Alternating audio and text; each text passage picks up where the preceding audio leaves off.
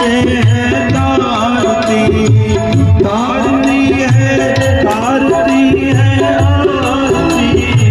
पापियों को आप से है तारती, आरती है तारती है आरती। श्री भागवत भगवान की है आरती, पापियों को आप से है तारती।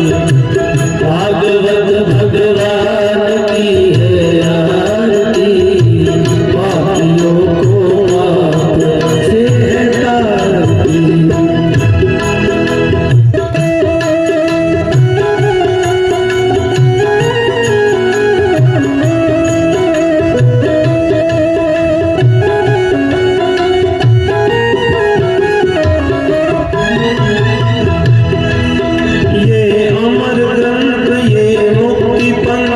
ये पंचम वेद निराला, नव ज्योति जगाने वाला।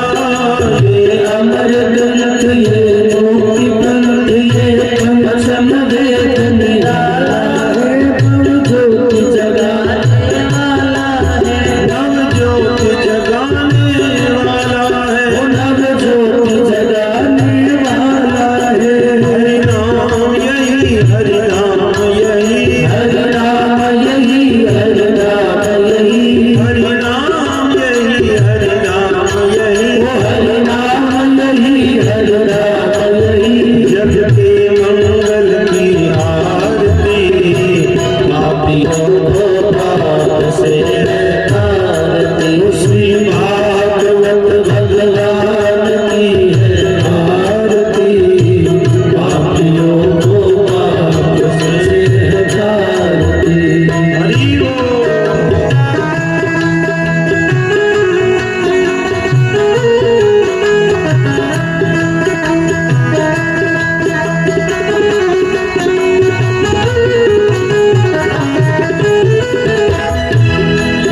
ये शांति गीत पावन पुनीत, पापों को मिटाने वाला, हरि दर्श कराने वाला।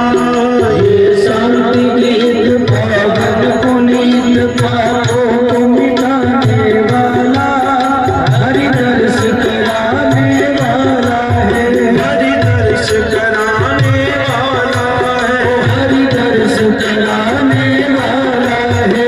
ये सुख करनी ये दुख हरनी, ये सुख करनी ये दुख हरनी, ये सुख करनी ये दुख हरनी, ये सुख करनी ये दुख हरनी। श्री मधुसूदन की आरती, पापियों को पाप से है तारती। श्री भागवत भगवान की है आरती, पापियों को पाप से है तारती। पापियों को पाप से है तारती। आरती है आरती है आरती, पापियों को पाप से है तारती। आरती है आरती है आरती। श्री भागवत भगवान की है आरती, पापियों को पाप से है तारती। भागवत भगवान की है आरती, पापियों को पाप से है तारती।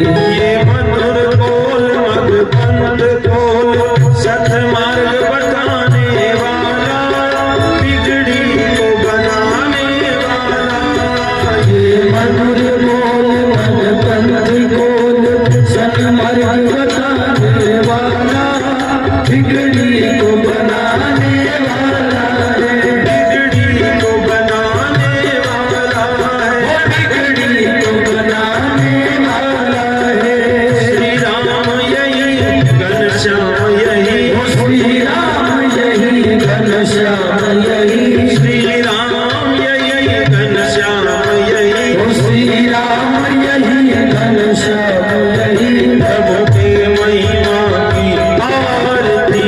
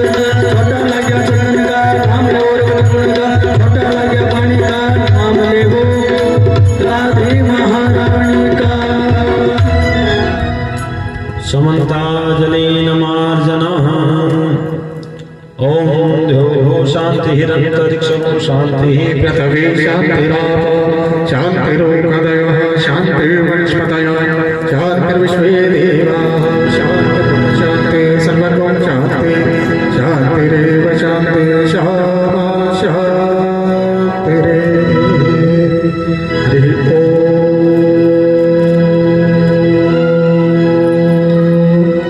यज्ञेनमयजं तदेवास्तानि धर्माणि प्रथमान्याशन्यो देहनाकं महिमानो सचन्द्र यत्र पूर्वे शान्त्यः सन्ति देवा हरि ओम राजाधिराजाय प्रशंसायने नमो वयं विश्वरणाय कुर्महे सब कामान् कामकामाय मह्यं कामेश्वरो वै श्रवणो दधातु वीराय विश्वरणाय महाराजाय नमो स्वस्थ साम्राज्यं भोज्यं स्वराज्यं वीराज्यं भारतेष्टं राज्यं महाराज्यमाधिपत्यमयं समन्वयप्रियाय सार्वभौम सार्वाशान्तात्पराधात्रिप्रेषमुद्रप्रियताय नेकराणिते तदश्रीकृष्णो अभिगीतो वर्णपृष्ठितारो तस्यां शङ्करे विश्वतस्य कामप्रेम विश्वे देवासुरसुरैते ॐ विश्वतक्षोरतो विश्वतो मुखो विश्वतो बाहुर्तर्षपाता सम्बाहुभ्यां धमति सम्पदग्रे ध्यावामोनि जनयन्नदेव एको हरिः ओम् वेदान्तनाथाय विद्महे वाङ्मय विग्रहाय धीमहि तन्नो श्रीभागवतो प्रचोदयात् नानासुगन्धिपुष्पाणि यथा कालोद्भवानि च पुष्पाञ्जलिर्मयावृत्तगृहाणं परमेश्वर मन्त्रपुष्पाञ्जलिं समर्पयामि सुमन सुगन्धित सुमनयुत सुमन सुगन्धि सुजा पुष्पाञ्जलि अर्पण करो प्रभु आप करो स्वीकार देवा आप करो स्वीकार कायेन वाचा मनसेन्द्रियेर्वा बुद्ध्यात्मना प्रकृति स्वभावा करोमि यत् सकलं परस्मै नारायणाय समर्पयेत त्वमेव मातो च पिता त्वमेव ब्रह्मो सखा त्वमेव विद्याधरणं त्वमेव शरणं त्वमेव श्रुतं केशवं रामनारायणं कृष्णदामोदरं वासुदेवं भजे श्रीकुलं माधवं गोपिकावल्लभं जानकी नायकं श्रीरामचन्द्रं भजे बोल श्रीमद्भागवत महापुराण की श्री सुखदेव मुनि भगवान की बालकृष्ण भगवान की श्री व्यास जी महाराज की माता पिता गुरुदेव की धर्म की अधर्म का प्राणियों में विश्व का गौ माता की सत्य सनातन धर्म की नमः पार्वती हर हर महादेव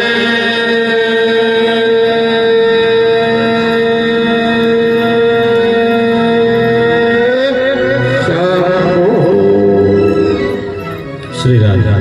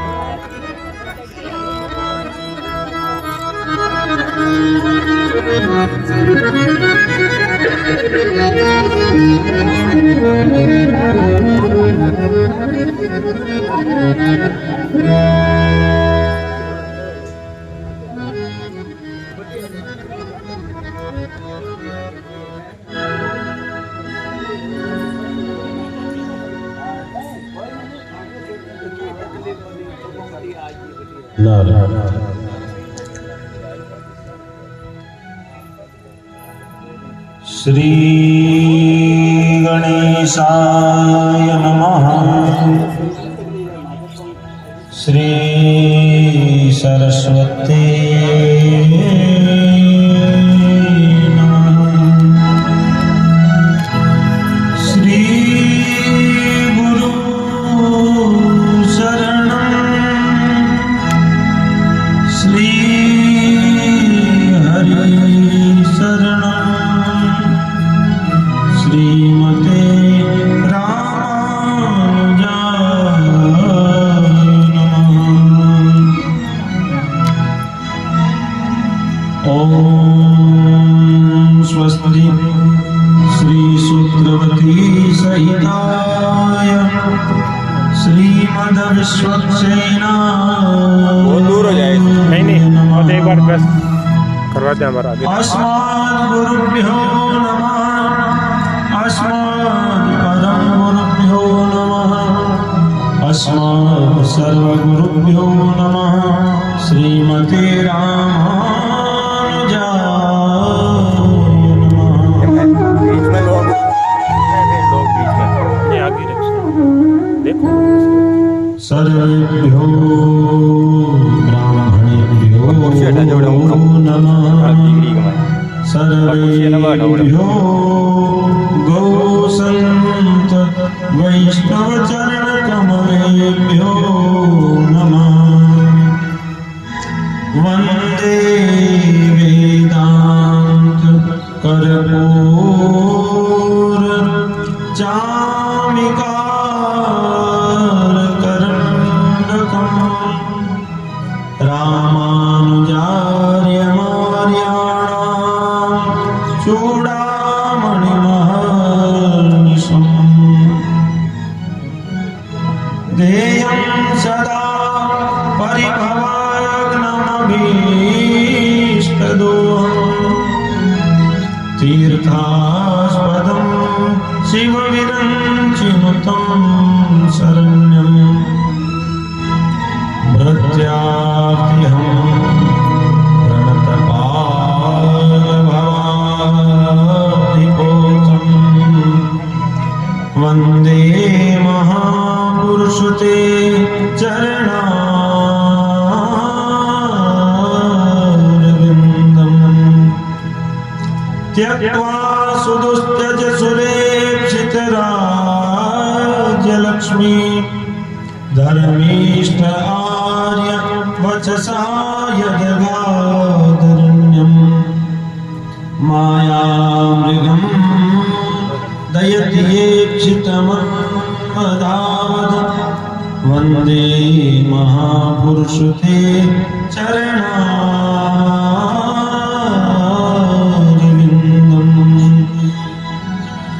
यो ब्रह्मरुद्र शुकनारदभीष्ममुखे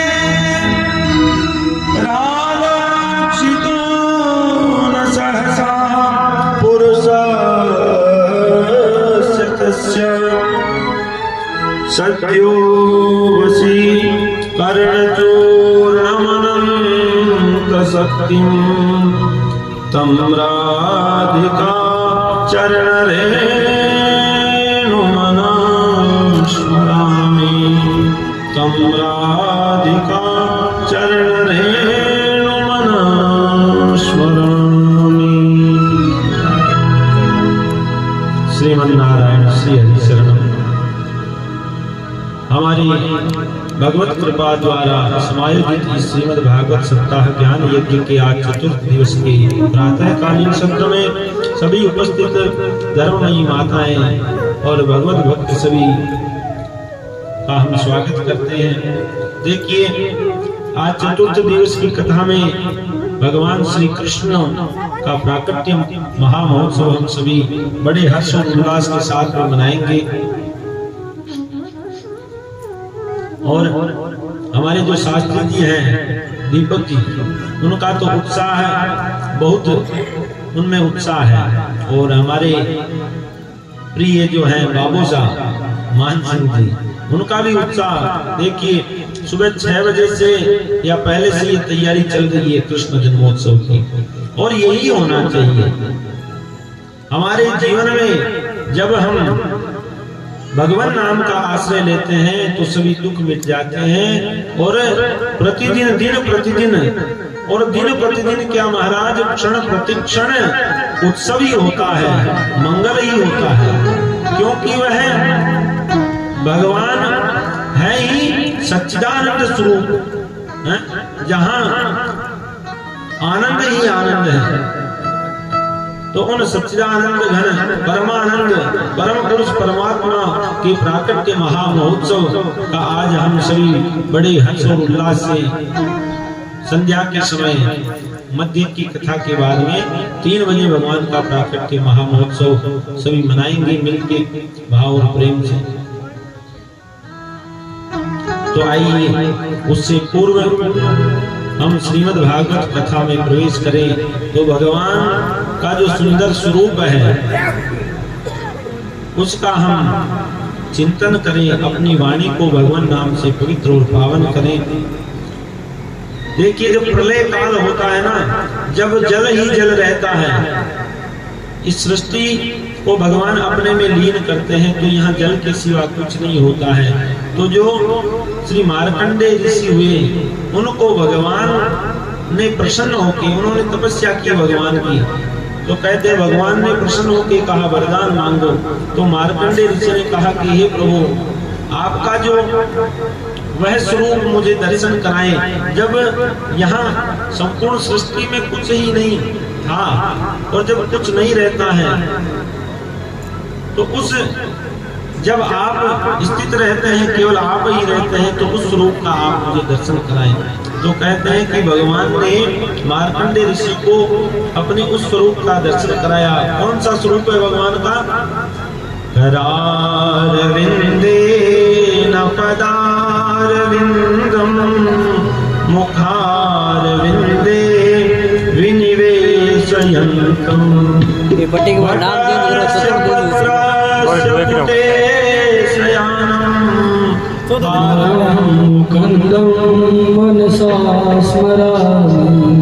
वटस्य पत्रस्य, जो वट वृक्ष के पत्ते पे उठे शयानम, वट वृक्ष के पत्ते पे शयन भगवान नारायण बाल स्वरूप में, वह भगवान कृष्ण बाल स्वरूप में छोटा सा बालक होता है ना, वैसा बालक का भगवान का स्वरूप कितना सुंदर स्वरूप है। और माथे पे मोर पंख लगा हुआ है पीला, भगवान ने जगुलिया पहन रखा है, पीला पीताम्बर भगवान के लहलहा रहा है।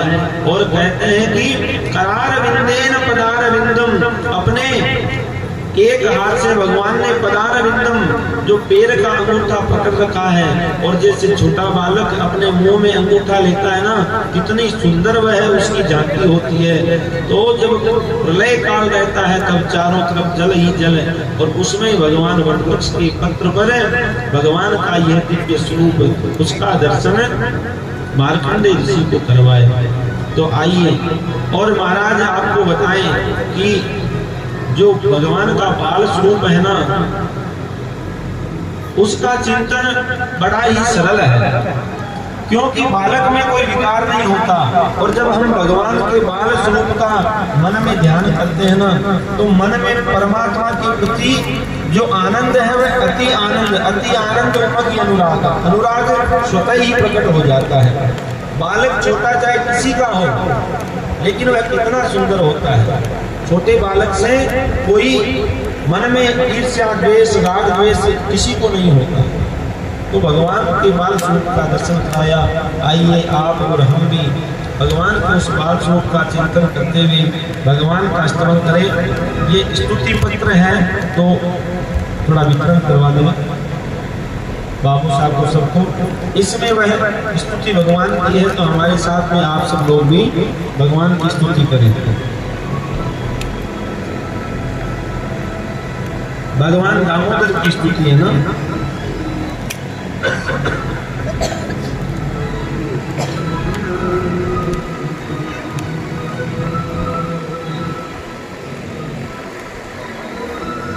एक दो पत्र वहां देते। करारविंदे न पदारविंदम मुखारविंदे विनि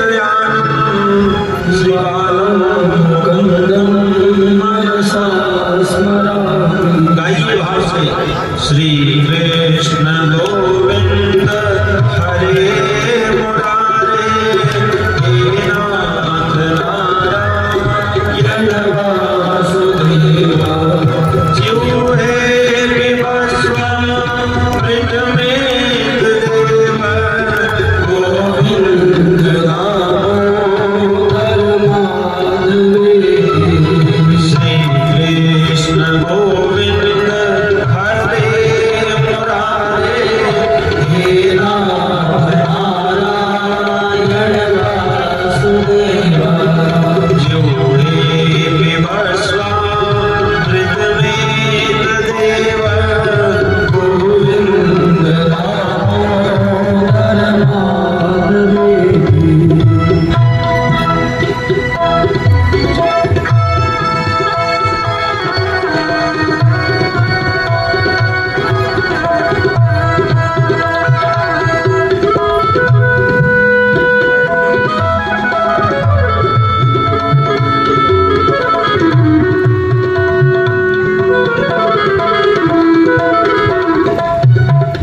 करे दुकामा किल गोप कन्या मुरारी माता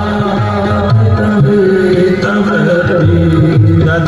दध्यादिकं मोहन प्रसाद मोचन गोविंद दामोदर माधवी श्री कृष्ण गोविंद हरे मुरारे हे नाथ नारायण वासुदेवा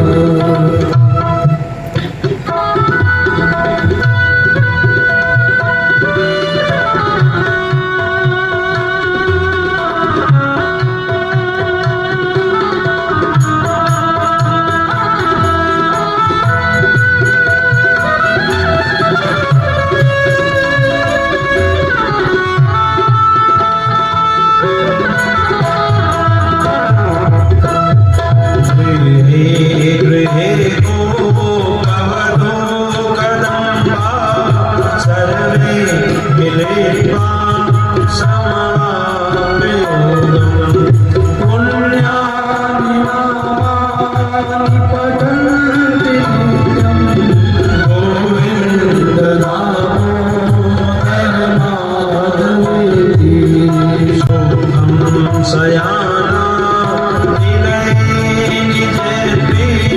नामादि विष्णु प्रवदन्ति मर्त्या तेने सितं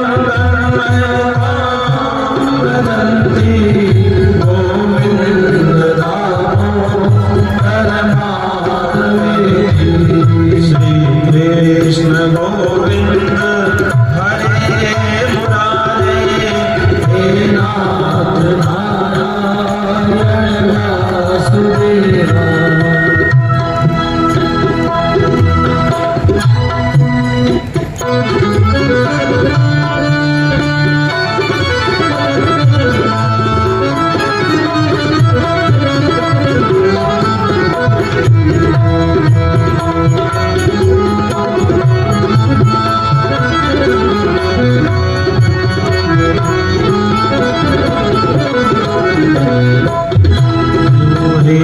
सदेवं भज सुन्दराणि नामानि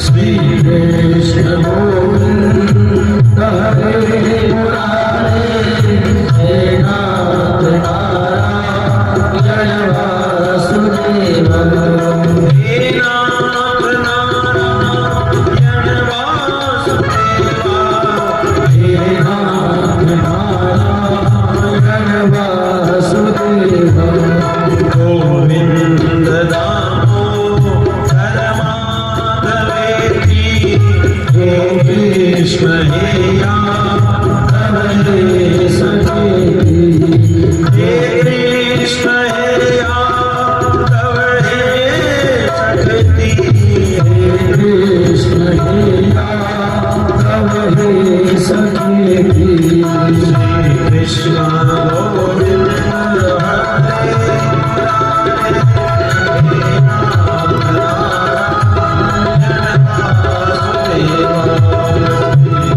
कृष्ण गोविंद हरे मुरारे हे नाथ नारायण वासुदेव हे नाथ नारायण वासुदेवा हे नाथ नारायण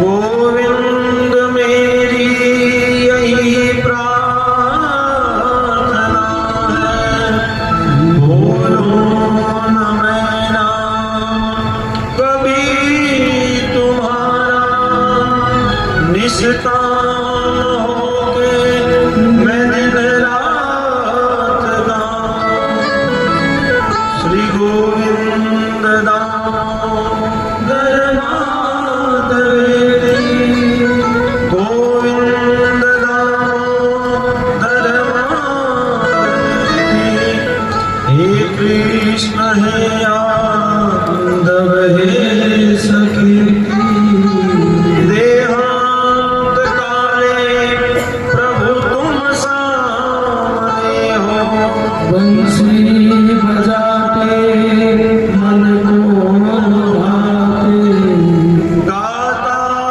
यही मैं तन नाथ त्यागूं गोविंद दामोदर माधवेति गोविंद दामोदर माधवेति हे कृष्ण हे यादव हे सखेति हे कृष्ण हे यादव हे सखेति बोले भागवत भगवान की जय हो। बालकृष्ण लाल की जय हो। श्री सुखदेव भगवान की जय हो। श्री व्यास जी महाराज की जय हो। भक्तों भगवंत की जय हो। श्रीमद् भागवत महामहोत्सव की जय हो। सब संत समाज की जय हो। सब विप्र समाज की जय हो। जय जय श्री राम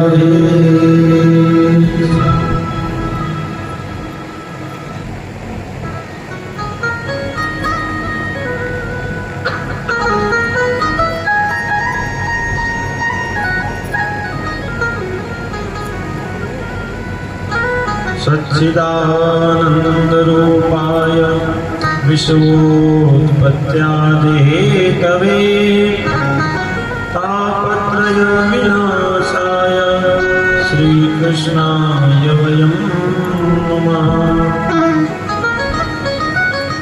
यं तप्रजन्तमनुपेतं पेतकृत्यं द्वैपायनो विरहकातर आजुहाव पुत्रेति तन्मयतया तरवो विनेदो तं सर्वभूतहृदयं मुनिमानतोऽस्मि। श्री हरि शरणम। कितनी सुंदर स्तुति हमारे ऋषि मुनियों ने की है, कितना सुंदर भाव है।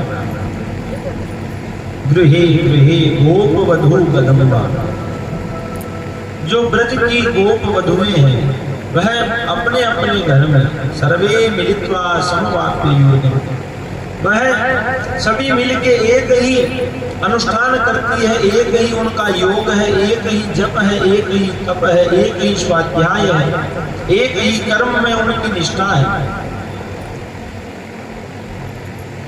और वह क्या? पुण्यानि नामानि, जो सभी पुण्य को उदय करने वाला है, सभी पुण्यों को देने वाला है। नामानि वदन्ति नित्यं, नित्य प्रति नित्य निरंतर केवल उसी नाम का वह जाप करती है। सोते जागते उठते बैठते खाते पीते खेलते हंसते बोलते हर समय हर क्षण केवल वह जो पुण्य नाम है भगवान का, उसी का चिंतन करती है। कृष्ण कृष्ण कृष्ण कृष्ण। श्री उद्धव जी महाराज जब द्वारिका से गोपियों को ज्ञान उपदेश देने के लिए वृंदावन में पधारे, तो गोपियों को कहा कि तुम पढ़ी लिखी हो। गोपियां कहने लगी कि हाँ हम पढ़ी लिखी हैं। उद्धव जी ने पूछा, बोले कितना पढ़ी हो? तो गोपियों ने कहा कि हम एक पढ़ी है। कितना पढ़ी हो? बोले एक पढ़ी है। अच्छा एक पढ़ी हो? तो एक पढ़ी हो तो एक में क्या पढ़ी हो? बोले हम एक पढ़ी है और एक में ही एक ही पढ़ी है।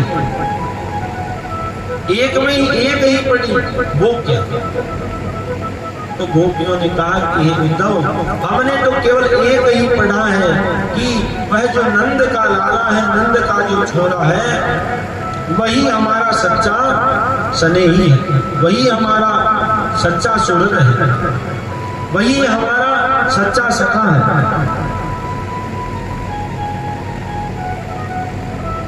तो कहते हैं कि उद्धव जी ज्ञान उपदेश देने के लिए आए थे गोपियों को।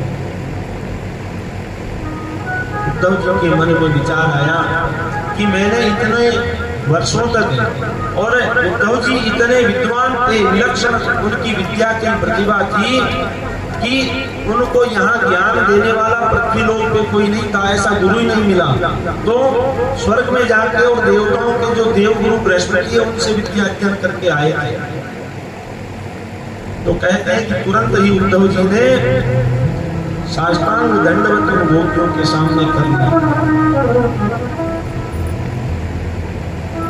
हम बहुत सारा ज्ञान अर्जित करते हैं, अपने आप को विद्वान मानते हैं, हम कई नियमों का पालन करते हैं, लेकिन ये सब करते करते हम जो मूल है, जो जड़ है, जिसके द्वारा इन सभी नियमों की रचना होती है, उन भगवान के नाम और उन भगवान के धाम लीला गुणों, उस स्वरूप को हम नहीं जान पाता।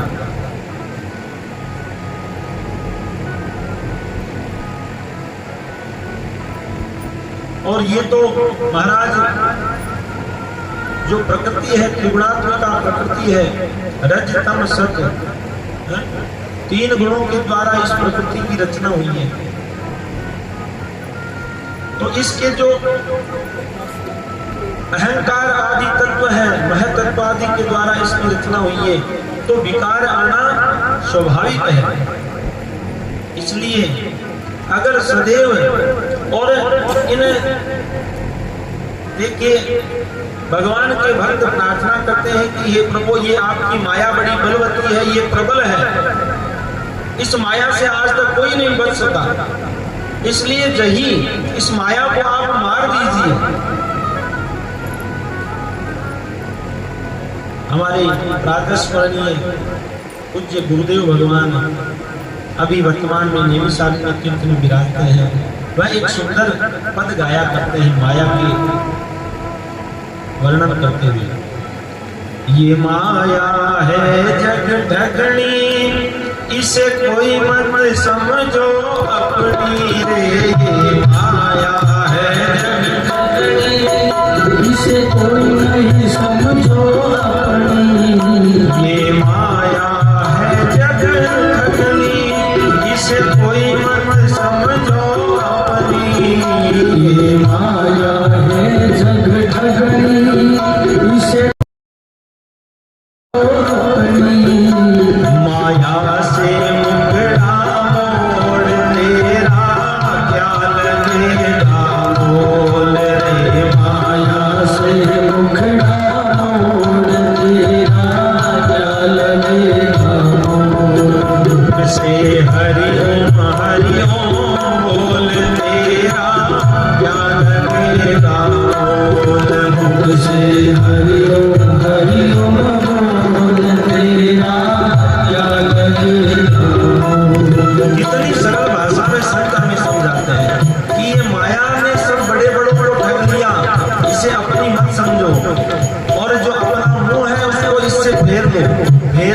फेरने का मतलब क्या है? कोई ऐसे मुख फेर के कहीं बैठना नहीं है कि महाराज विज्ञान की गड्डी में आ रखी और मैं तुमको बैठ जाऊँ। अरे नहीं, इसके बिना संसार का काम नहीं चलेगा। लेकिन अपने मुख से जो अपन रात और दिन उच्चारण करते हैं ना, ये मेरा है, ये तेरा है, ये काम मैं नहीं करूंगा तो कौन करेगा, मैं नहीं होता तो ऐसा नहीं होता, है ना? तो ये जो मैं बकरी की तरह हम करते हैं ना रात और दिन, तो वह अपने जीवा पर वह मैं शब्द नहीं, भगवान के नाम का उच्चारण हमें करना चाहिए। गोपियां हैं वह दूध दही बेचने जाती है, तो दधी ले लो माखन ले लो, दधी ले लो माखन ले लो, लेकिन कृष्ण के प्रति इतनी श्रद्धा उनकी, इतना चिंतन कि भूल जाती है कृष्ण ले लो कृष्ण ले लो कृष्ण ले लो। जब ऐसी लगन भगवान से लगती है ना, तब परमात्मा का स्वरूप का हमें दर्शन होता है, परमात्मा के स्वरूप का हमें अनुभव होता है। और महाराज परमात्मा तो जब स्वयं इच्छा करते हैं तब ही वह अपने निज रूप का दर्शन कराते हैं। और हमारे गुरु महाराज कहते थे कि ये माया है ना, राम खा गई रावण खा गई और तो खा गई रावणिया, राम खा गई रावण खा गई और तो खा गई रावणिया। राम रावण जो भी देखे इस पृथ्वी लोक पे आते हैं ना, तो वह एक दिन इस शरीर को त्याग करके वह यहाँ से जाते हैं। लाडू खा गई, पेड़ा खा गई और तो खा गई रेवड़िया, भरी हाथ में दो रंग छोटिया, एक बाट दूजी ताकड़िया। ये जो तराजू है वह तो ये स्थिर रहता है, बाकी सब खा जाती है। इसलिए भाव और प्रेम से मुख से हरिओम हरिओम बोल तेरा, क्या लगेगा बोल मुख से हरिओम हरिओम बोल तेरा, क्या लगेगा बोल तेरा, क्या लगेगा बोल तेरा, क्या लगेगा बोल तेरा, क्या लगेगा बोल तेरा, क्या लगेगा बोल मुख से हरिओम हरिओम बोल तेरा, क्या लगेगा बोल मुख से हरिओम हरिओम बोल तेरा, क्या लगेगा बोल।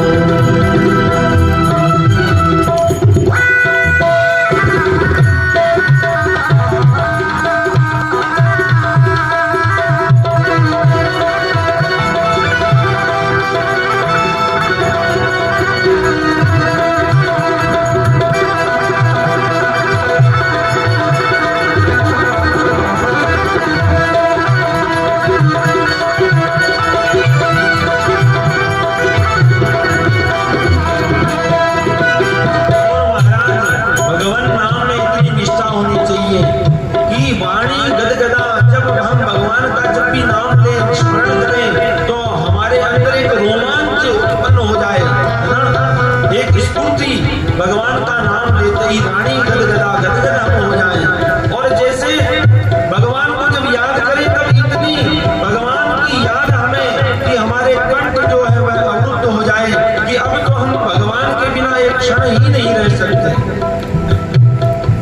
अपने उस परमात्मा को इतना अपने लिए प्रिय बना लो कि उसके सिवा हमें संसार में और कोई दिखे नहीं। और महाराज जी इसमें कोई खर्च लगने वाला नहीं है, कोई शरीर की मेहनत लगने वाली नहीं है। 10-5 कोस नहीं चलना, तेरे सिर पे बोझ नहीं धरना, 10-5 कोस नहीं चलना, तेरे सिर पे बोझ नहीं धरना, 10-5 कोस नहीं चलना, तेरे सिर पे बोझ नहीं धरना, 10-5 कोस नहीं चलना, तेरे सिर पे बोझ नहीं धरना, तेरे हाथ पाँव नहीं हिलना रे,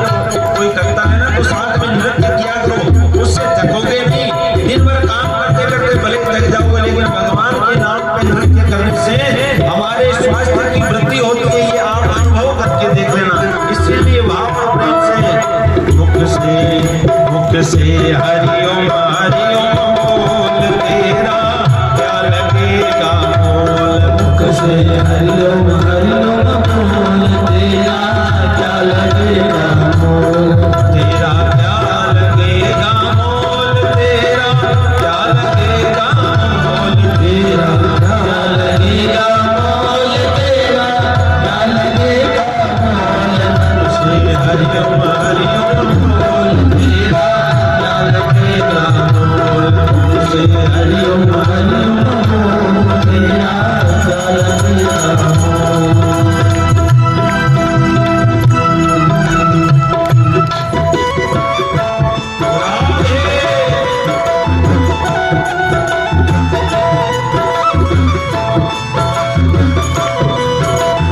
अब देखिए हमारी तो इच्छा बहुत होती है लेकिन करें क्या। हमें आपने एक ही चौकी पे बिठा दिया है और आप बैठे हैं जमीन पे। तो हमारे गुरुदेव कहते हैं कि जो श्रोता होते हैं जो वह बड़े होते हैं वक्ता से, क्योंकि वह जमीन पे बैठे हैं इसलिए जमींदार हैं और हम चौकी पे बैठे हैं। इंद्र सिंह जी बता रहे थे इसलिए हम चौकीदार हैं। तो भाव और प्रेम से अरे शर्म शंका नहीं करनी चाहिए भगवान के दरबार में। और यही हमें भागवत बताती है, यही सुखदेव मुनि बताते हैं। सुखदेव मुनि समझावे, ये अवसर बार बार नहीं मिलेगा, क्योंकि जो हमारे शरीर की अभी स्थिति है हम स्वस्थ हैं, आज जो है वह कल नहीं होगा, क्योंकि यह संसार नाशवान है, ये क्षण प्रति क्षण नाश होने वाला है। इसलिए जो आज मिला है उसमें आनंद ले लो, नहीं तो यह आनंद फिर मिलने वाला नहीं है। सुखदेव मुनि भरमावे, तेरो फेर जन्म नहीं आवे रे। सुखदेव मुनि भरमावे तेरो फेर जन्म नहीं आवे सुखदेव मुनि भरमावे, तेरो फेर जन्म नहीं आवे। सुखदेव मुनि भरमावे तेरो फेर जन्म नहीं आवे हृदय का ताला खोल तेरा क्या लगेगा मोल रे। हृदय का ताला खोल तेरा क्या लगेगा मोल हरिओम हरिओम बोल तेरा क्या लगेगा मोल। मुझसे हरिओम हरिओम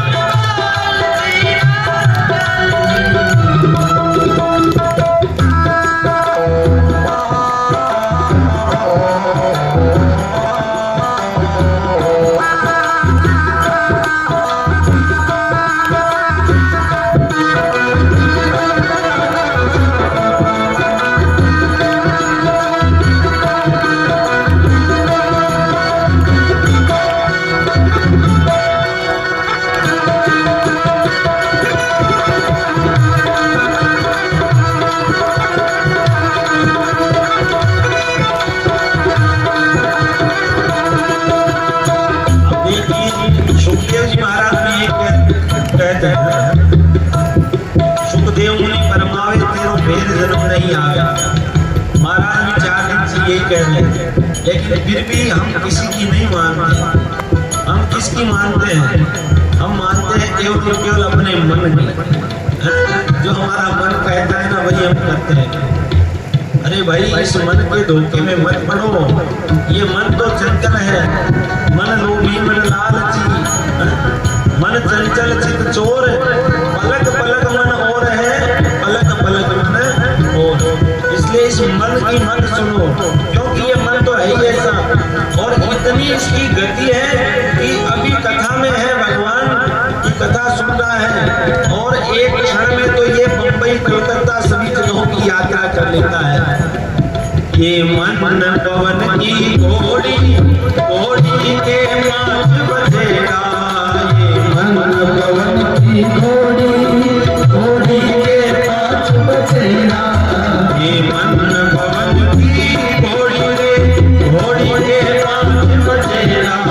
ये मन पवन की घोड़ी, घोड़ी के 5 बजेगा।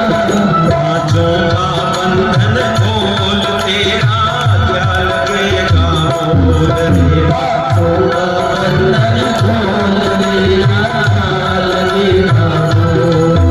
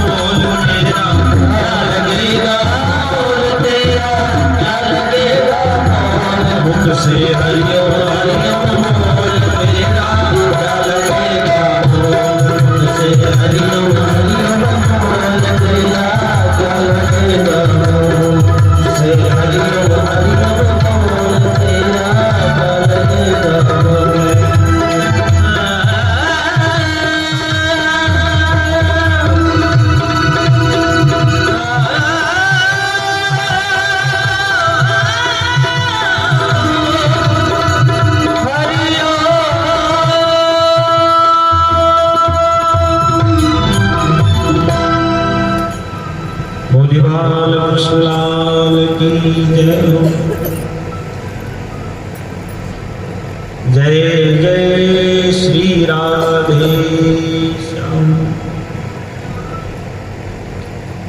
भगवान का नाम का जयकार दोनों हाथ ऊपर उठा के लगाया करो। अब भाई हम तो जब पढ़ने गए थे ना, तो जब दूसरी तीसरी कक्षा में थे, तो जो 15 अगस्त और 26 जनवरी का आयोजन होता है ना, तो पीटी परेड कराते थे। तो दोनों हाथ ऊपर करने से व्यायाम होता है, शरीर स्वस्थ रहता है, आलस इत्यादि नहीं आता है। और दूसरा जो है जो ऊपर बैठा हुआ परमात्मा है कि हे प्रभु हम आप ही की शरण है, आपके सिवा हमारा और कोई नहीं है। हे नाथ मैं आपको भूलूं नहीं, मैं आपका हूँ, मैं तेरा हूँ। हमारे ये बीकानेर वाले पंडित जी है ना, जो इतनी सुंदर तबला बजाते हैं, ये एक समय हमें कह रहे थे कि महाराज हमारे जो दादी जी है ना, तो वह स्वामी जी श्री राम सुखदास जी महाराज के सत्संग में जाते थे और श्रवण करते थे। तो जब भी हमें कोई कष्ट होता, कोई बुखार, या जब भी बच्चे थे तब कष्ट होता ना, स्वास्थ्य गड़बड़ हो जाता, तो वह दादी जी कहती कि बेटा ऐसे बोला करो कि हे नाथ मैं आपका हूँ, आप मेरे हो, तो तुम्हारी जो बुखार है वह जल्दी उतर जाएगी। हमारे एक मित्र हैं, वैसे तो यजमान है, वो ब्राह्मण परिवार है, और श्री स्वामी जी महाराज के सत्संग का वह देखिए, जब सत्संग हम करते हैं ना, तब हमें ये ज्ञान प्राप्त होता है, तब हमारा विवेक जागृत होता है। बाकी तो जो कथाएं हैं वह सभी जानते हैं, भगवान की कथा कौन नहीं जानता। भगवान कृष्ण ने अवतार लिया, कंस का वध किया, पूतना को मारा और धर्म की स्थापना की, अर्जुन को गीता का ज्ञान उपदेश दिया और फिर अपने धाम को चले गए। हमारे गुरुदेव भगवान बताते हैं कि महाराज मैं तो रामायण सुनाऊं था ना, बोले सुनाओ। एक राम एक रावण ना, उसने उसकी सिया हरी और उसने उसकी लंका जलाई, बातों ही बातों में तुलसीदास जी ने लिख दिया पोथरना, ये रामायण। तो रामायण के माध्यम से, भागवत के माध्यम से, गीता के माध्यम से शास्त्र हमें क्या मार्ग दिखा रहा है, क्या उपदेश दे रहा है, वह हमें सुनना है, वह हमें ग्रहण करना है।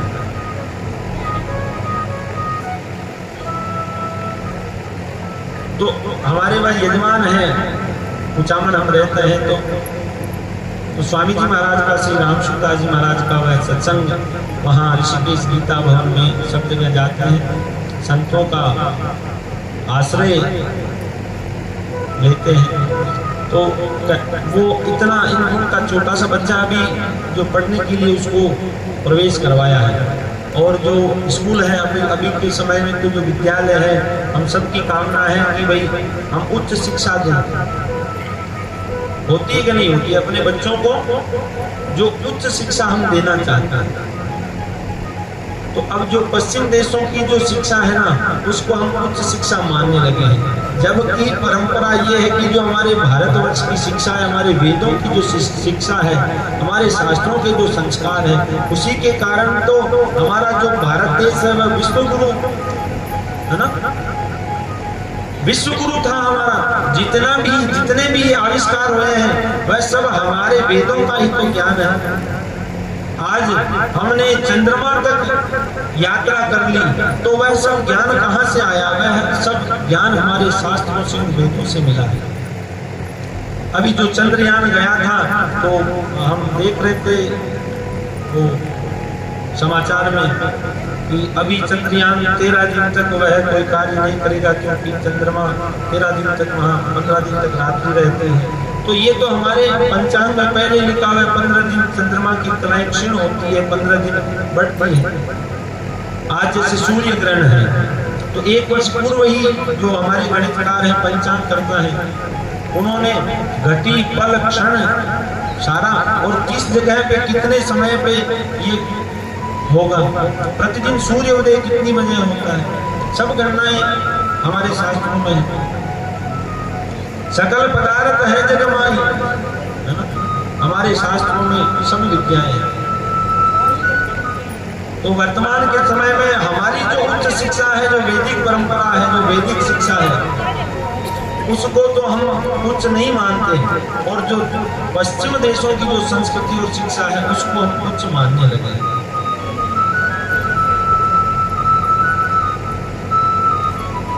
और तभी ये जो घटनाक्रम है ना हमारे गांवों में, हमारे परिवारों में, हमारे आसपास में, वह हमें देखने को मिलता है।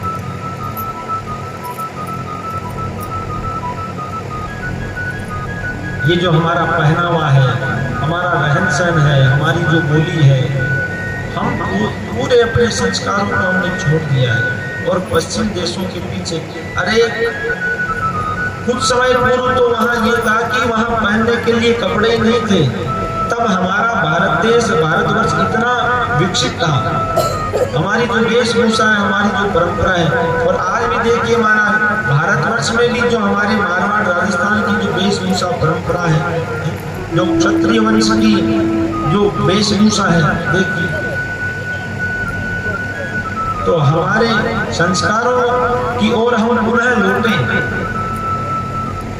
हमारे वेदों की ओर हम पुनः लौटे।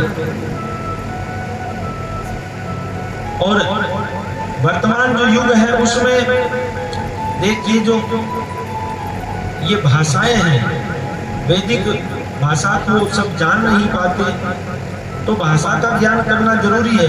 इसलिए हमें अपने बच्चों को अंग्रेजी माध्यम स्कूलों में पढ़ाना भी पड़ता है। उसके लिए हम मनाही नहीं करते कि भाई आप मत भेजो, क्योंकि वर्तमान का युग ही ऐसा है, उसी भाषा का प्रचलन सब जगह हो गया है। हमारे एक परम मित्र हैं अयोध्या के पंडित जी महाराज, अभी अवस्था उनकी कमी है, लेकिन उन्होंने एक मोबाइल पे अपना एक वीडियो बना के भेजा और निवेदन किया है सबसे करबद्ध कि आगामी जब मतगणना हो तो सभी हिंदू भाइयों से मेरा यह करबद्ध निवेदन है कि जब भाषा का ज्ञान के बारे में पोस्टर आते हैं, जो स्कूलों में जो टीचिंग करवाते हैं ना, जो अध्यापक है उनको तो पता है, वो मतगणना करने के लिए जाते हैं, तो वहाँ पे पूछते हैं तुम्हारा धर्म कौन सा है, तुम्हारा नाम क्या है, तुम कौन कौन सी भाषाएं जानते हो। तो वह पंडित जी निवेदन कर रहे हैं कि सबसे मेरा करबद्ध निवेदन है, और मेरा भी आप सबसे निवेदन है, जब भी मतगणना हो और आपको पूछे कि आप कौन कौन सी भाषाएं जानते हो, तो उसमें आप संस्कृत भाषा और हिंदी भाषा दोनों को आप उसमें लिखवाएं। नहीं तो ऐसा हो जाएगा कि ये जो पाठ्यक्रम से हमारी जो संस्कृत भाषा है ना, उसको बिल्कुल हटा दिया जाएगा।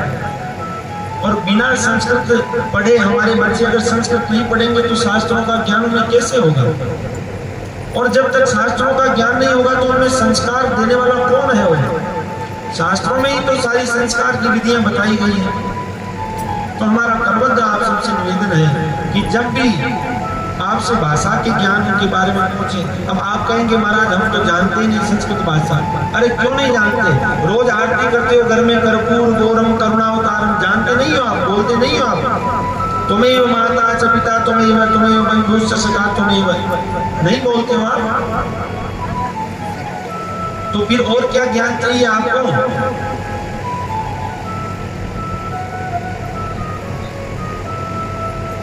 जब तक प्रत्येक भारतीय ये संकल्प नहीं करेगा और प्रत्येक सनातनी हिंदू ये संकल्प नहीं करेगा कि हमें अपनी जो परंपराएं हैं, हमारी जो संस्कृति है, हमारे जो संस्कार है, हमारी जो वैदिक परंपरा है, उसका रक्षण करने का, संवर्धन करने का, संरक्षण करने का जब तक प्रत्येक भारतीय नागरिक हिंदू सनातनी जब तक संकल्प नहीं करेगा तो महाराज इस हिंदू संस्कृति का रक्षण होने वाला नहीं है। कुछ लोग जो हमारे धर्म के लिए आगे बढ़ रहे हैं, लेकिन विधर्मी इतने हो गए हैं कि क्या बताएं महाराज, आप सब जानते हैं, सब देखते हैं रात में। अभी जो वर्तमान में जो विदेशों में युद्ध की स्थिति बनी हुई है, वहां पे आप देखो कितनी बर्बरता हो रही है, कितना नरसंहार हो रहा है। और जो विधर्मी है, जो सनातन धर्मी नहीं है, उनको किसी की प्रीत नहीं है महाराज। मनुष्यों को तो वो जैसे कोई पशु पक्षियों को मार के और खाते हैं ना, शिकारी जैसे जंगली जानवर खाते हैं ना, वैसे मारते और खाते हैं। उनमें कोई संस्कार, उनको कोई मनुष्य कहेंगे? मनुष्य तो वो है जिसके मन में दया हो सब जीवों के प्रति।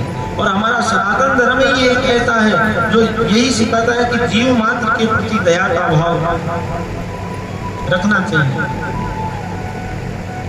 जो सर्प है वह उसको दूध पिलाए तो भी सही देता है, लेकिन हमारी संस्कृति में, हमारी वैदिक संस्कृति में उसकी भी पूजा है। छोटे से छोटे जीव को हमारी हिंदू संस्कृति में, हमारी सनातन संस्कृति में, हमारी वैदिक संस्कृति में, क्योंकि सीय राम मैं सब जग जानी, करहूं प्रणाम जोर जोर पानी, कण कण में भगवान की छवि है। इसलिए हमारा निवेदन है आप सबसे कि हमारे संस्कारों की ओर आप, और विशेष करके माताओं से निवेदन है, हमने एक दिन पहले भी निवेदन किया था कि बच्चे की पहली गुरु माता होती है। तो मैं अपने वह जो यजमान हैं कुचामन में रहते हैं और मिष्ठान का उनके व्यापार है, मिठाई की दुकान है, तो बच्चे को अंग्रेजी माध्यम स्कूल में पढ़ने के लिए वह भेजते हैं। लेकिन मैंने देखा तो बड़ा आश्चर्य हुआ, माथे पे तिलक उसके बच्चे के, छोटे से बच्चे के, और शिखा चोटी है ना, शिखा रखी हुई है उसमें, और सब पढ़े लिखा परिवार है, वो व्यापार भी अच्छा है उनका, और सब वह स्वयं जो मिठाई का काम करते हैं ना यजमान, तो वह स्वयं अच्छी पढ़ाई किए हुए हैं। लेकिन जब वह स्वामी जी के सत्संग में गए तो वहां से उनको प्रेरणा मिली और अपनी नौकरी छोड़ के और वह आके यहाँ व्यापार कुचामन में करने लगे। तो बच्चे के माथे पे तिलक और शिखा, शिखा का मंत्र भी याद करवा रखा है, चिद्रूपिणी महामाई दिव्य तेज समन्विते तिष्ठ देवी शिखा मध्य तेजो वृद्धि पुरुष में। ये जो चोटी है ना, शिखा रखते हैं पंडित जी लोग इतनी बड़ी बड़ी, तो उसका कुछ महत्व है। बच्चों बालकों में शिखा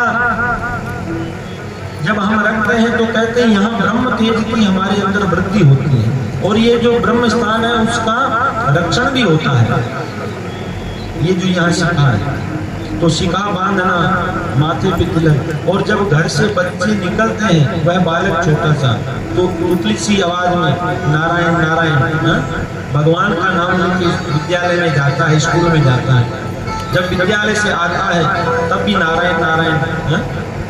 तो ऐसे संस्कार देना चाहिए बच्चों को। छोटे बालक भी, उनको कोई शर्म शंका भी नहीं होती है बोलने करने में, लेकिन कहते हैं महाराज करते करते करते जब कोई आदत पड़ जाती है ना, तो फिर वो छूटती नहीं है।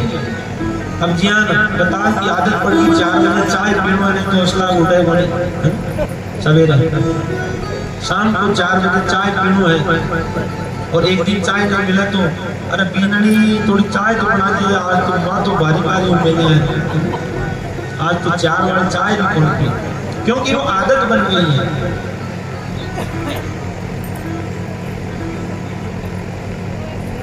तो उन बच्चों की आदत है, और बचपन में जो संस्कार हम बच्चों को देंगे, अपने बच्चों को, वह जब भी वह गलत रास्ते पे चलने लगेगा तो उसके मन से आवाज आएगी, उन संस्कारों की आवाज आएगी, उन संस्कारों का जो आपने बंधन बांधा है वह बंधन उनको गलत रास्ते पे नहीं जाने देगा। इसलिए हम अपने परिवारों में अपने बच्चों को संस्कारित करें। और बच्चों का मन बड़ा कोमल होता है, स्मरण शक्ति अति तीव्र होती है, और आजकल के बच्चे तो महाराज बड़े ही होशियार होते हैं। तो एक कारण ये भी हो जाता है, बच्चे क्या है कि हर बात के कारण पूछते हैं। बच्चों को अपन कोई बात बताते हैं ना, तो वह हर बात के कारण पूछते हैं। अब कारण हमारे में किसी में अगर ज्ञान होता है तब तो वो समाधान कर देता है, नहीं तो डांट फटकार के उस बच्चे को वहां से भगा देते हैं। इसलिए बच्चों को हम संस्कार दें और संस्कारों का ज्ञान हम खुद भी रखें, तब उनके हर प्रश्न का हम समाधान करेंगे। जब उनके हर प्रश्नों का हम समाधान करने लग जाएंगे ना, तो बच्चे प्रेम से हमारी बात मानने भी लगेंगे।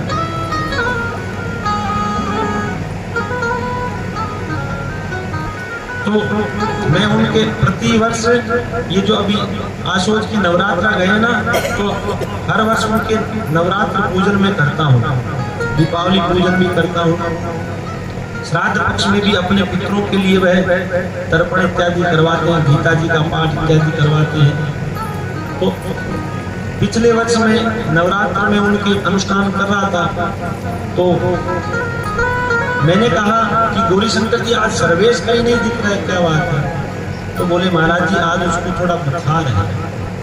मैंने कहा कहाँ है वो? तो एक कमरे में वह सोया हुआ था। अब उसके ग्लूकोज की जो है ट्रिप लगी हुई है, डॉक्टर लगा के गए थे, वह सोया हुआ है, नींद में है। और जो गौरी शंकर जी की पत्नी है, उस बच्चे की माता है, वह उसके पास में बैठी है और उसकी बड़ी माता भी बैठी है, और जो दोनों हैं वह हनुमान चालीसा का पाठ उस बच्चे के सामने कि हे हनुमान जी महाराज, इस बच्चे की सभी कष्टों का आप हरण करें। इनको कहते हैं संस्कार, इसको कहते हैं भगवान के नाम का विश्वास। और गौरी शंकर जी आके मुझे भी निवेदन करने लगे कि महाराज जी उपचार तो बच्चे का चल रहा है, और उस समय वो जो एक वायरल फीवर चल रहा था, तो तेज बुखार होती थी, है ना, जल्दी से ठीक भी नहीं होते थे। कई बच्चे उसमें उनकी मृत्यु भी हो गई। तो हाथ जोड़ के कहने लगे कि महाराज जी आप अनुष्ठान कर ही रहे हैं और दिन भर आपकी व्यस्तता तो है, लेकिन निवेदन करूंगा बालक के लिए अगर आप भी कुछ करें तो मुझे प्रसन्नता होगी। तो हमने भी भगवान सुदर्शन का जो है कवच पाठ उस बच्चे के लिए किया, और भगवान की कृपा से वह तुरंत ही स्वस्थ हो गया। हमारे यहाँ तो जो आयुर्वेद है ना, तो उसमें जो वैद्यराज होते थे पहले के समय में, वो जसवंतगढ़ तो मैंने सुना है कि आयुर्वेद के लिए प्रसिद्ध है स्थान, लाडनू जसवंतगढ़। तो अभी भी मैं आ रहा था तो एक हमारे यजमान बता रहे थे कि वहाँ एक वैद्य जी हैं, बहुत अच्छे वैद्य हैं। तो आयुर्वेद में हम दवा भी लेते हैं तो मंत्र है, दवा लेने का भी मंत्र है। अच्युतानंद गोविंद, हे अच्युत हे गोविंद, हे आनंद को देने वाले, नाम स्मरण भेषजात, भेषज कहते हैं, भेषज कहते हैं दवा को, औषध को। इन नामों का स्मरण करके जो दवा लेता है, नश्यन्ति सकला रोगा, उसके सभी रोग निवृत्त हो जाते हैं। सत्यम सत्यम वदाम्यहम्। तो मेरे भाई बहन, सभी से हमारा ये निवेदन है, और जब तक आप अपने आचरण में कोई बातों को नहीं उतारोगे तो महाराज जी तो कहने वाले 7 दिन कह के चले जाएंगे, और ये सब जो है कोई सुधार होने वाला नहीं है। कथा कराना करना जब ही सार्थक है कि हम एक ही बात हो, उसको हम जीवन में आचरण में लाएं।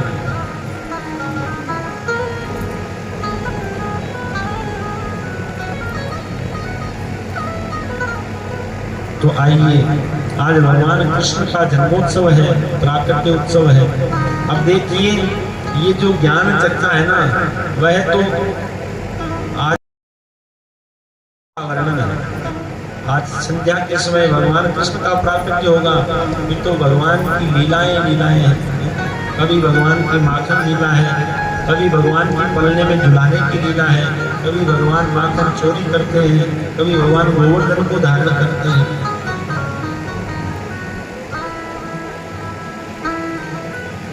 तो हमारे गुरुदेव भगवान कहते हैं कि ये जो 3 दिन की कथा है उसमें इतनी ज्ञान चर्चा, भक्ति ज्ञान और वैराग्य की कथाएं क्यों हैं? क्योंकि जो कृष्ण भक्ति का बीज है, उसको जब बोना होता है ना, तो पहले जो ये मन के सारे विकार है ना, ये भूमि है। और जब हम भूमि में बीज वपन करते हैं, बीज बोते हैं ना, तो पहले उसमें हल चलाते हैं, फिर बड़े बड़े मिट्टी के ढेले निकलते हैं, ठीक है ना। फिर उनको समतल करते हैं, ठीक है ना? फिर उसमें हम बीज डालते हैं और फिर भक्ति रूपी जल का वह सिंचन जब करते हैं ना, तो वह बीज अंकुरित होता है। आइए भाव और प्रेम से 2 मिनट भगवान नाम संकीर्तन करते हुए हम भगवान की कथा में प्रवेश करें।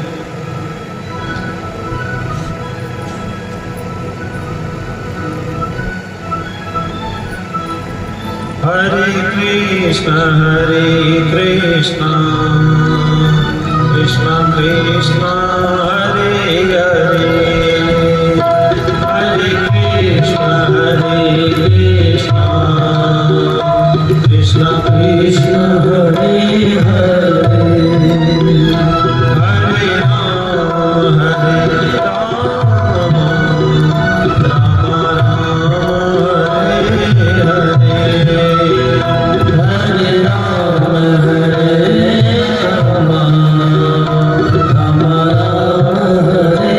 हरे।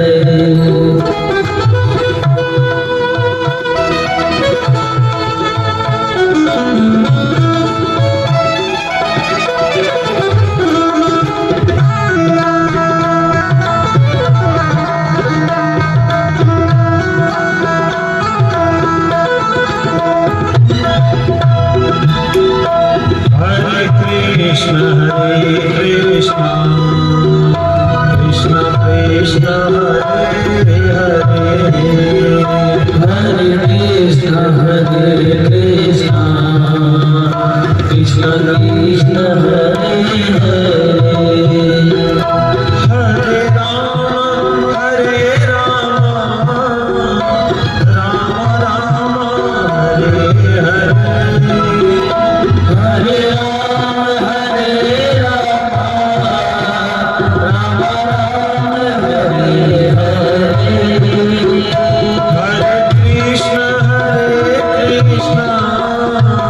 कृष्ण कृष्ण हरे हरे,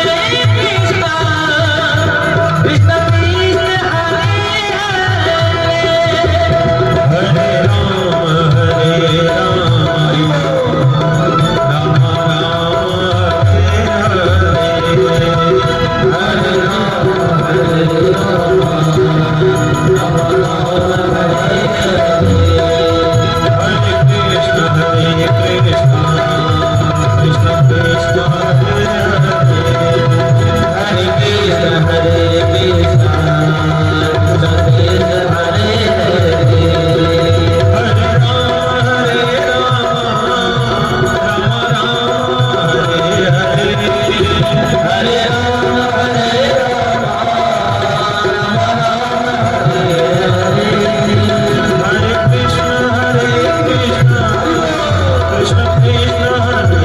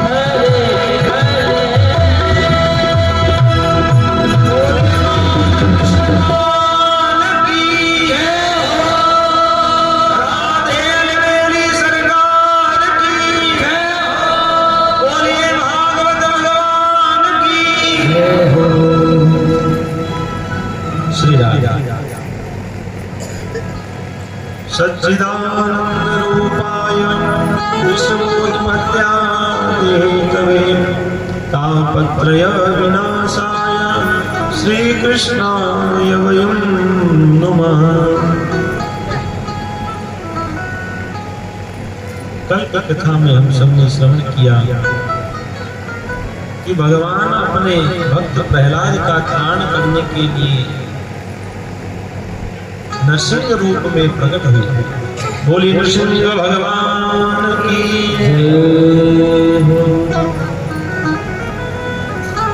प्रहलाद की भक्ति से प्रसन्न होकर भगवान ने प्रहलाद जी को वर मांगने को कहा तो प्रहलाद जी ने कहा कि हे प्रभु, आप हमें अपनी विमल भक्ति का दान दें। और जितने भी भक्त हुए हैं महाराज, भगवान से किसी ने सांसारिक वस्तु नहीं मांगी, केवल मांगा तो भगवान को जो प्रिय है, हमारे प्रिय को जो प्रिय है वही हमें मांगना चाहिए। जो हमारे प्रिय को प्रिय होना वही वस्तु मांगनी चाहिए। हमें जो प्रिय है वह हमें नहीं मांगना चाहिए। भगवान को प्रिय भक्ति है, भगवान को प्रिय अपने भक्त है। तो प्रहलाद जी ने मांगा कि हे प्रभु, आपकी विमल भक्ति हमें दे, अथवा तो आपके जो भक्त हैं उनके चरणों की सेवा हमें आप प्रदान करें। भगवान प्रसन्न हुए। प्रहलाद जी का मनोरथ भगवान ने पूर्ण किया।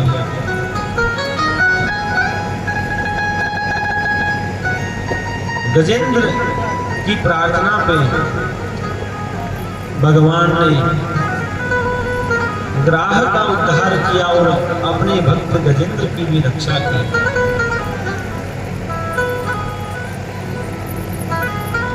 भगवान कहते हैं कि मेरी ओर जो देखता है,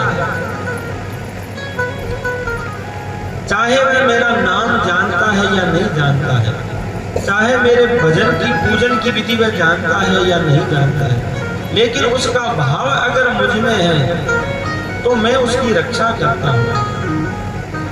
जो मेरा भजन करता है सदैव मैं उसका रक्षण करता हूँ।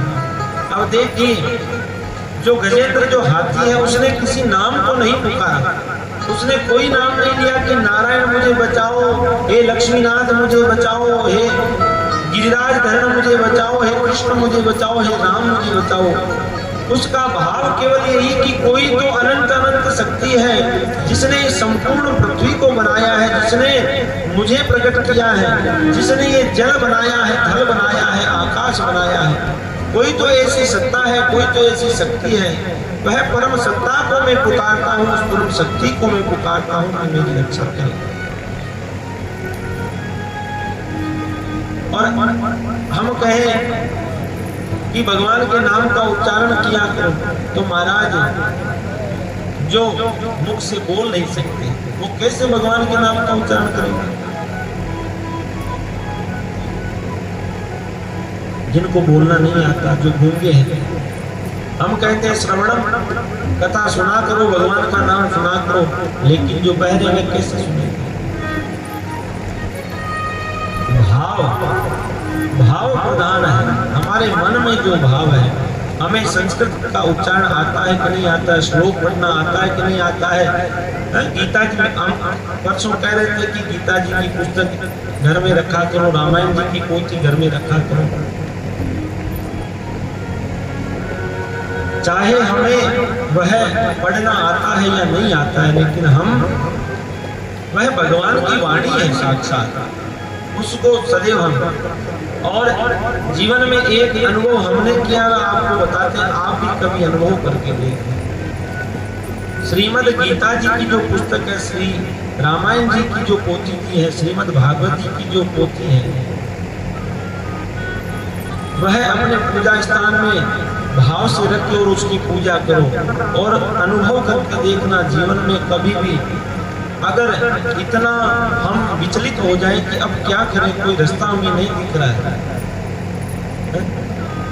जब हमें किसी और चलने की राह नहीं सूझती है कि अब क्या करें, कहाँ जाएं, तो हाथ जोड़ के, और जो पुस्तक आपके पास में रामायण जी की, गीता जी की पुस्तक है, भागवत जी की पुस्तक, उसके सामने खड़े हो जाएं और अब पोथी जी को कुछ समय के लिए अपने मस्तक पे पधरा लें, माथे पे रखें और आंख बंद करके, और ये निवेदन करें कि हे प्रभु, हे नारायण, जिस प्रकार अर्जुन को आपने उस रणभूमि में रास्ता दिखाया गीता जी के उपदेश के द्वारा, आज मैं भी किम कर्तव्य विमूढ़ हो गया हूँ, मैं किधर जाऊँ, क्या करूँ, अशांति है मन में, तो आप प्रयोग करके देखना, भगवान आपको जरूर राह देंगे। और कई लोगों को मैंने ये बताया, मैंने स्वयं में भी प्रयोग किया, तो भाई हम भी आप जैसे है ना, इसी सृष्टि में रहने वाले हैं, ग्रस्त में रहने वाले हैं, तो कोई ना कोई कारण बन ही जाता है। मन को शांत रखने का प्रयास हम करते हैं, लेकिन अशांत हो ही जाता है। जब भी मन अशांत हो तो इन शास्त्रों का आश्रय लो, इनका सहारा लो, जीवन में अनुभव करके आप देखें। और हमने सुना है कि आज गीता प्रेस की जो गोरखपुर की वो पुस्तकें वितरित आएगी, तो गाड़ी आएगी, तो जिनकी घर में गीता जी की पुस्तक नहीं है, बाबू साहब से हम निवेदन करेंगे कि वो सूचना आप सबको दे दें, रामायण जी की पुस्तक। और देखिए, स्वामी जी की प्रेरणा से जो गीता प्रेस वाले हैं, उन्होंने सबके लिए ये साहित्य कितना सुलभ कर दिया है। और वैसे तो हम लाख रुपए की चीज भी हो और हमारा मन उस पर आ जाए तो हम पैसे नहीं देखते, ठीक है, लेकिन फिर भी सबके लिए सुलभ करने के लिए, धर्म का प्रचार प्रसार करने के लिए सब लोग कितना प्रयास कर रहे हैं, तो हम भी कुछ प्रयत्न करें, है ना। बाबू साहब से निवेदन की आप कुछ सूचना दें। नारायण नारायण नारायण नारायण। परम सदे व्यासपद पर विराजमान रुणिजा निवासी माधवाचार्य जी महाराज के चरणों में कोटि कोटि वंदन। हमारे मंच पर बैठे हुए सभी बंधुओं के, संगीतज्ञों के और हमारे मूल पाठ करने वाले पंडितों के चरणों में कोटि कोटि वंदन। जो भी इस कथा में, इस परिसर में बैठे हुए माता बहनें, मेरे भाई बंधु, बात से आए हुए अतिथिगण, उनके चरणों में कोटि कोटि वंदन। जैसा कि व्यासपीठ ने मुझे इजाज़त दी है कि मैं उस बात आपको बताऊं। रात को हमारी बात हुई है, गीता प्रेस गोरखपुर से सीधा संपर्क हुआ है, जो उसका यहाँ का पाशकाई विरासत का निवासी है, हमारे भाई है, और वो गाड़ी लेकर के आज इस परिसर में आने वाले हैं। उन्होंने कहा कारणवश नहीं आए तो बात अलग है, उनकी गाड़ी बराबर चल रही है और उन्होंने वादा किया है कि गीता प्रेस की जो धार्मिक पुस्तकें हैं, जो अमृत देने वाली है, रसपान कराने वाली है, हमारा जीर्णोद्धार करने वाली है, हमारा कायाकल्प करने वाली है, वो पुस्तकें आपको यहाँ उपलब्ध कराई जाएगी और सस्ती कराई जाएगी आधे दामों में। उसका कमीशन आपसे मूल्य है 100 रुपये का, आपसे 50 रुपये ही लिए जाएंगे। ये कंसेशन उस रेट पर वो गीता प्रेस की गाड़ी आपको वो धार्मिक पुस्तकें जिसका आप रसास्वादन और पठन पाठन करेंगे और आप गदगद हो जाएंगे। आज मेरा भी राम राम पुलकित हो रहा है। मैं बहुत इस कार्यक्रम को देख करके बहुत खुशी हो रही है। आज कृष्ण अवतार होने वाला है, कृष्ण का जन्म दिवस है आज, और इस अवसर पर गीता प्रेस गोरखपुर हमारे ब्रह्मलीन स्वामी जी रामसुखदास जी की प्रेरणा से जो ये गीता प्रेस का संचालन हो रहा है और यहाँ हमारे कई उसमें लगे हुए हैं कार्यकर्ता, तो ये एक ऐसा प्रेस है, कईयों को पता ही नहीं है कैसा प्रेस है। ये दुनिया का पहला प्रेस है जो दुनिया को गीता का ज्ञान देता है, गीता पेश करता है और इसके साथ ऐसी पुस्तकें देता है जो आपके जीवन को बदल देती है। अभी आपने मैंने तो बहुत कम अध्ययन किया है, फिर भी कोशिश कर रहा हूँ कि मैं भी कुछ सुन जाऊँ, तो उलझा हुआ हूँ मैं खुद ही, लेकिन कोशिश भी कर रहा हूँ। और उसमें ऐसी ऐसी पुस्तकें हैं जो आप पढ़ोगे या पढ़ोगे तो आप अवगत हो जाओगे, आपका रोम रोम हो जाएगा, आप बहुत प्रसन्नचित्त हो जाएंगे।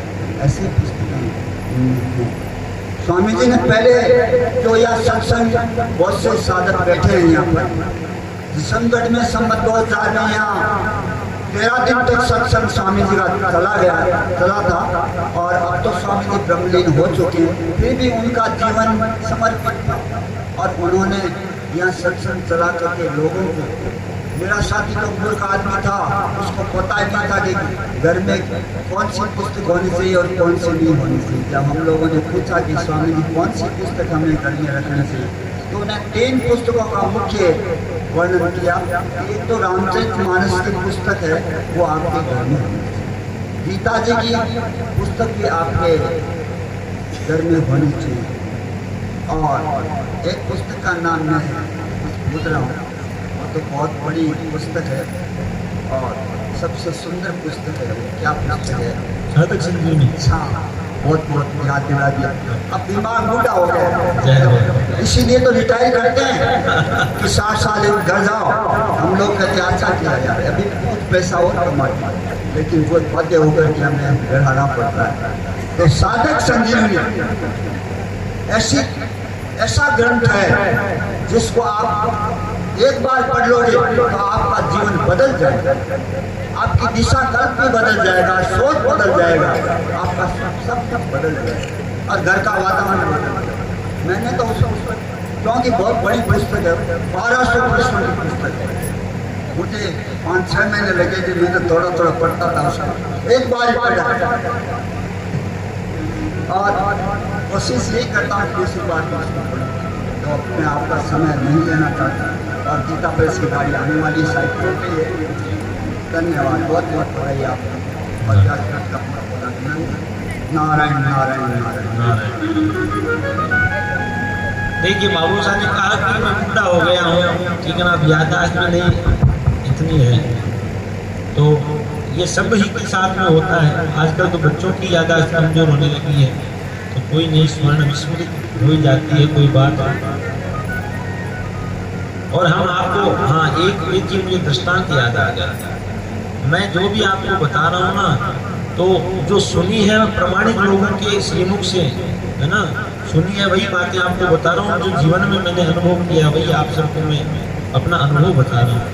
उमा कहाँ मैं अनुभव अपना, भगवान शंकर सीता माता पार्वती को कथा श्रवण कराते हैं कि हे उमा उमा कहो मैं अनुभव अपना, सत हरि भजन जगत सब सपना।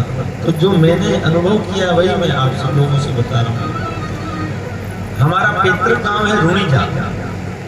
रुणीजा परबसर तहसील में छोटा सा गांव है रुणीजा।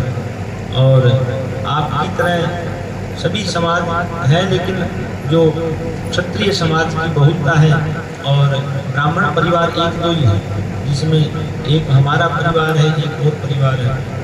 तो हमारा और जो हमारे जो मकान के पड़ोसी हैं वह क्षत्रिय, वह उनके पिताजी भी अध्यापक थे, श्रीमान गणपत सिंह जी नाम था उनका, शायद बाबू सा तो शायद मिले हो, जानते हो।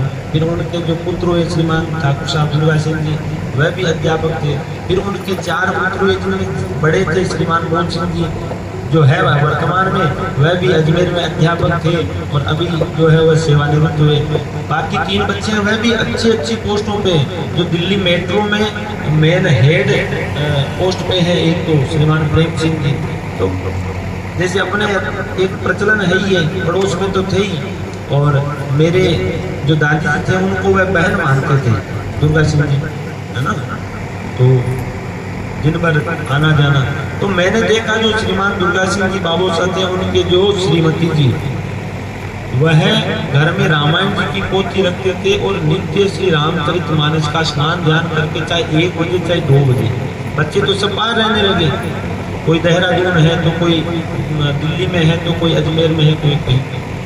तो बाबू साहब खेत का काम संभाल करके और आते, तब तक जो दादी सा है वह स्नान ध्यान करके और रामचरितमानस की चाहे 1 ही लाइन पढ़े।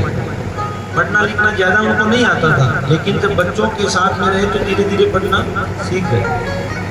अब जो माताएं बिल्कुल अनपढ़ है, वह भी अपने छोटे बच्चों के साथ में A for Apple, B for है ना, और वैसे थोड़ा अक्षर पढ़ना, वह अक्षर ज्ञान उनको हो गया था।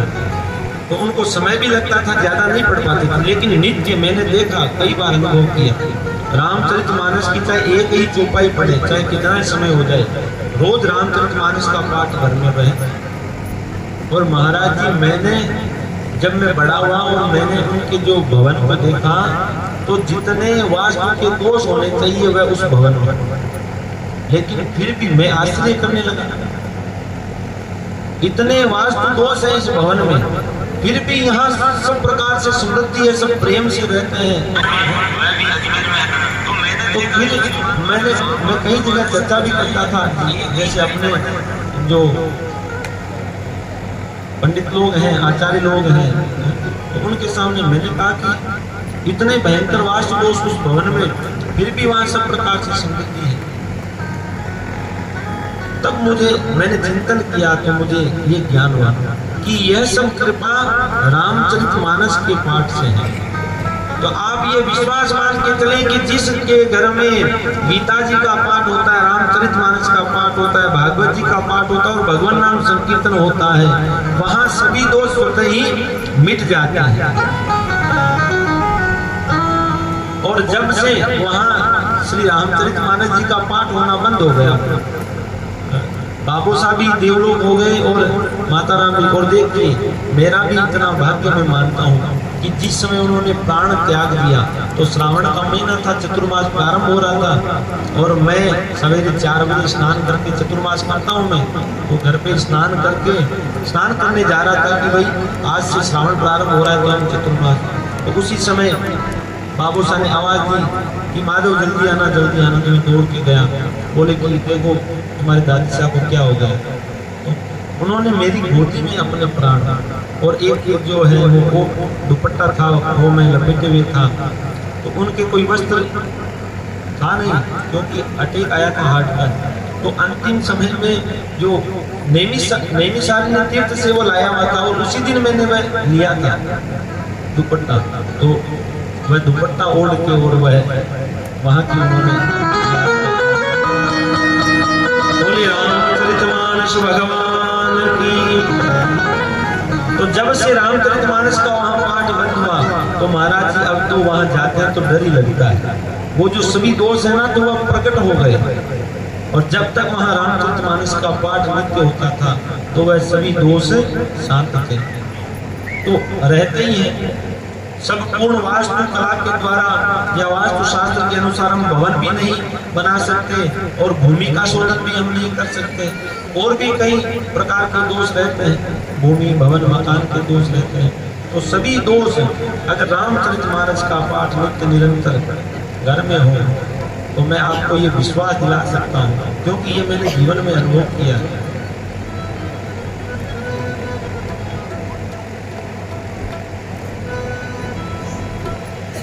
तो हम ज्यादा से ज्यादा अपने जो शास्त्र हैं उनका आश्रय हम लें। यही कहने का हेतु यही है, कहने का निवेदन करने का तात्पर्य केवल एक यही है। आइए मैं इंद्र सिंह जी बाबू साहब से निवेदन करूंगा कि देखिए उन्होंने भी जो पुस्तक की रचना की है बड़ी सुंदर पुस्तक है और इन्होंने भी अपने ही अनुभव इस पुस्तक में सभी लिखे हैं। तो जो अनुभव सिद्ध बात यहाँ पधारी है, जिस चीज का हम अनुभव करते हैं ना तो वो प्रमाणिक है, उसमें कोई खोट नहीं है, कोई झूठ साँच नहीं है, वह प्रमाणिक है। तो इंद्र सिंह जी बाबू साहब ही जैसे श्री मान सिंह जी बाबू साहब बताते हैं कि इन्होंने अपने गांव के प्रति समर्पित भाव से जो है बहुत योगदान इन्होंने किया है और कर ही रहे हैं। नारायण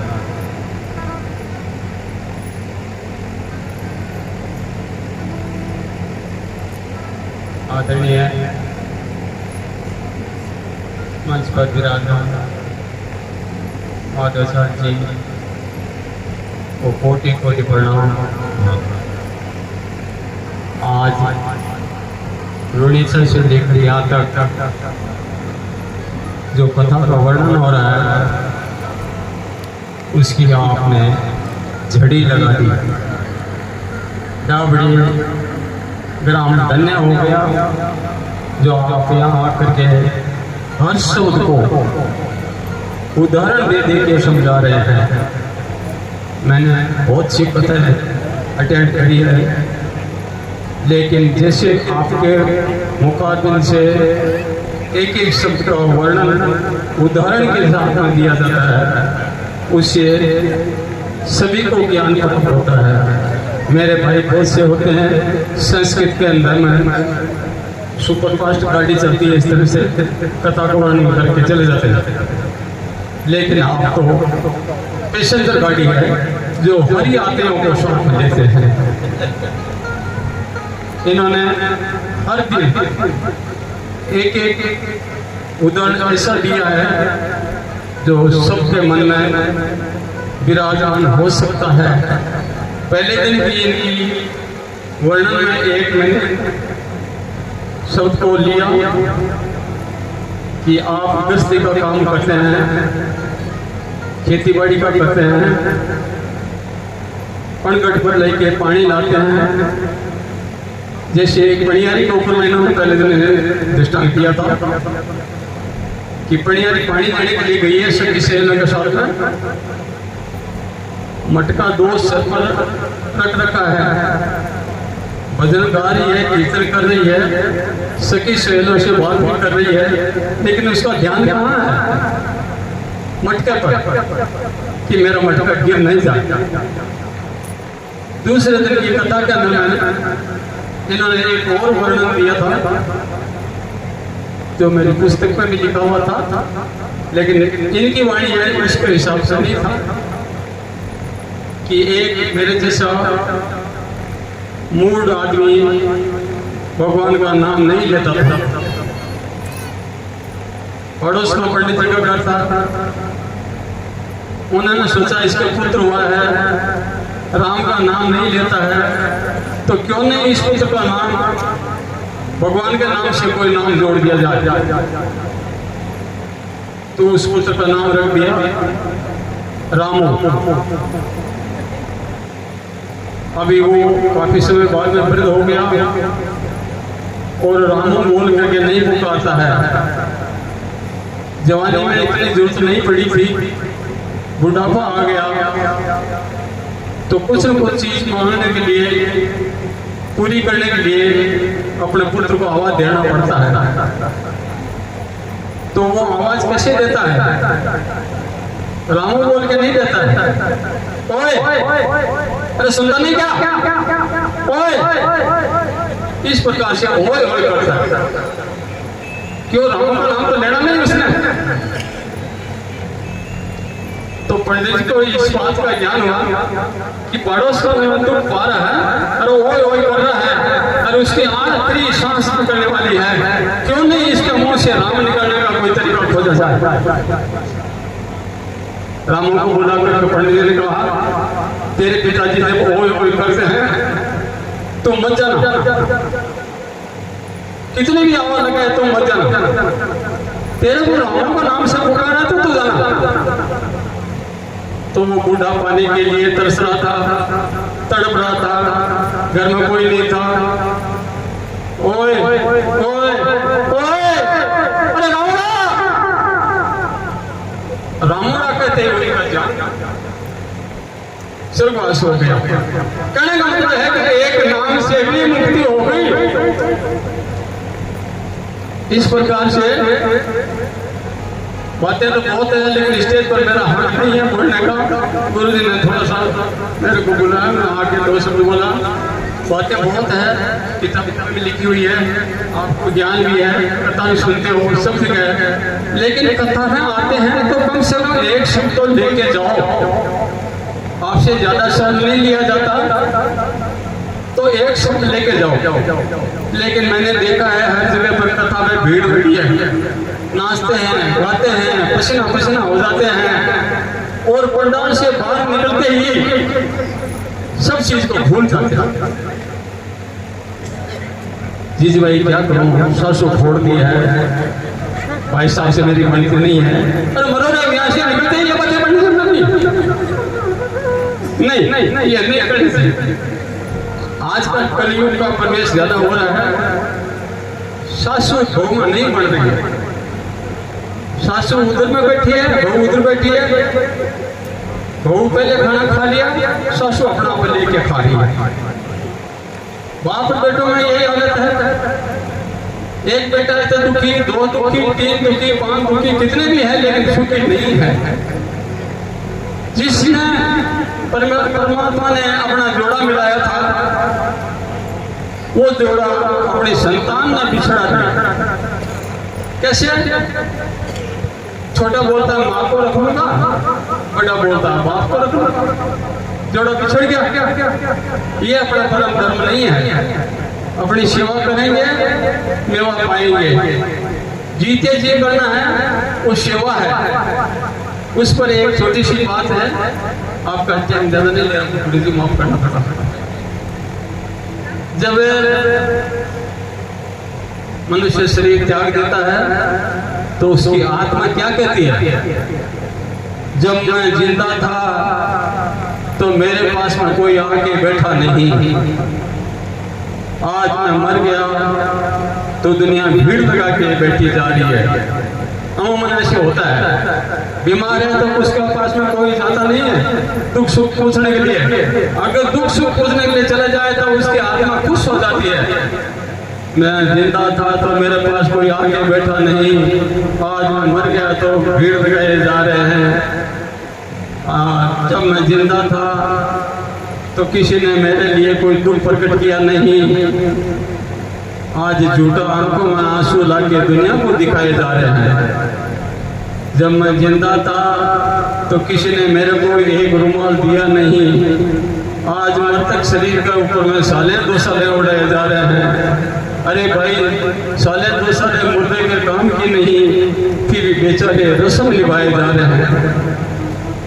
जब मैं जिंदा था तो किसी ने मेरे को एक छटांग घी खिलाया नहीं, अब मैं मर गया तो मेरे मृतक शरीर पर घी डाले जा रहे हैं। जब मैं जिंदा था तो किसी ने 1 रुपया खर्च के लिए दिया नहीं, अब मेरे मृतक शरीर पर रुपए की बौछार करे जा रहे हैं। जब मैं जिंदा था तो मेरे को झुक के प्रणाम किया नहीं, अब मृतक शरीर के आगे दंडवत दिए जा रहे हैं। जब मैं जिंदा था तो किसी ने भागवत रामायण कथा सुनाई नहीं। अब 12 दिन माइक लगा के दुनिया को सुनाए जा रहे हैं। जब मैं जिंदा था तो किसी ने मेरे को यात्रा करके हरिद्वार ऋषिकेश दिखाया नहीं। अब मैं मर गया तो मेरी हड्डियों को गले में लटका के चला जा रहा है। अरे भाई, जीते जी करो तो सेवा है और मरे बाद में करो तो सब दिखावा है। जय श्री कृष्ण।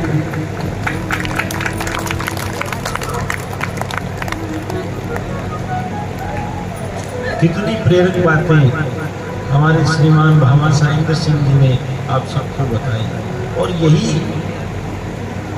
होता है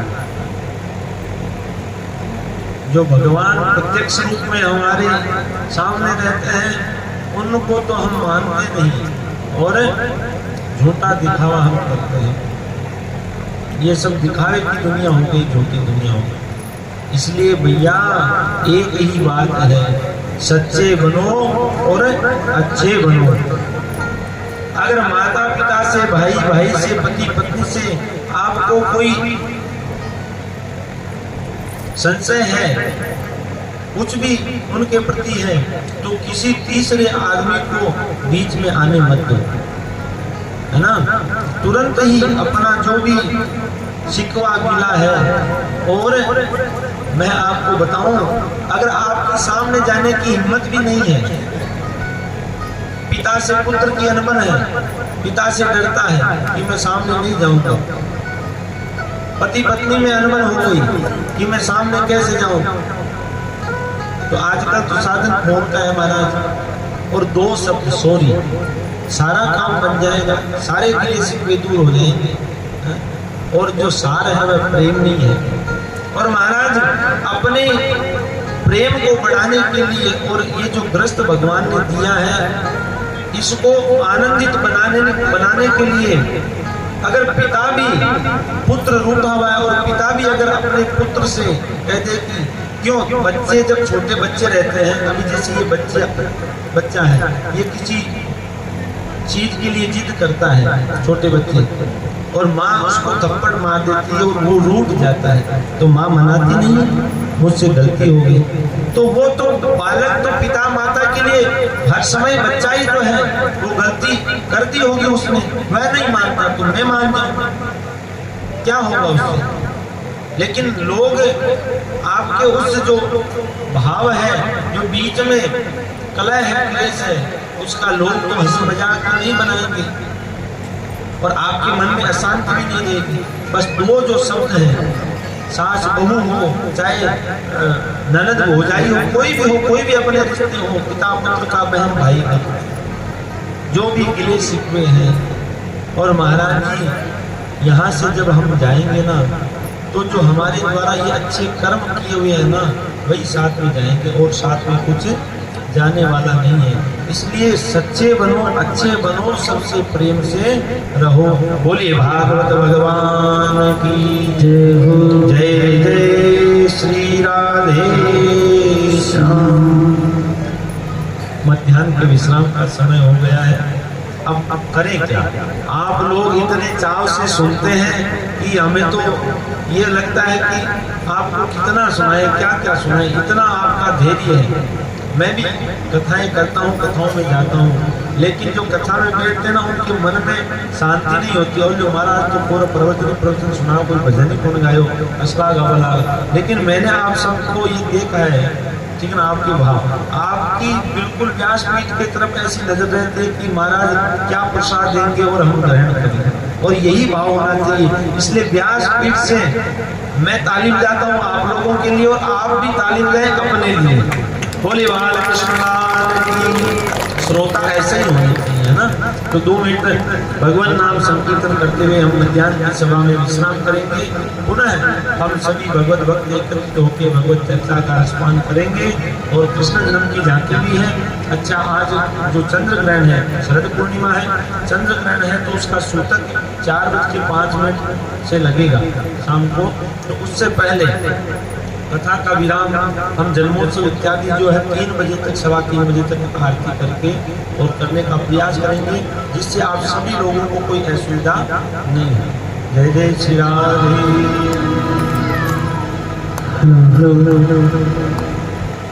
गोविंद जय जय गोपाल जय जय गोविंद जय जय गोपाल जय जय गोविंद जय जय गोपाल जय जय राधा रमण हरि गोविंद जय राधा रमण हरि गोविंद जय गोविंद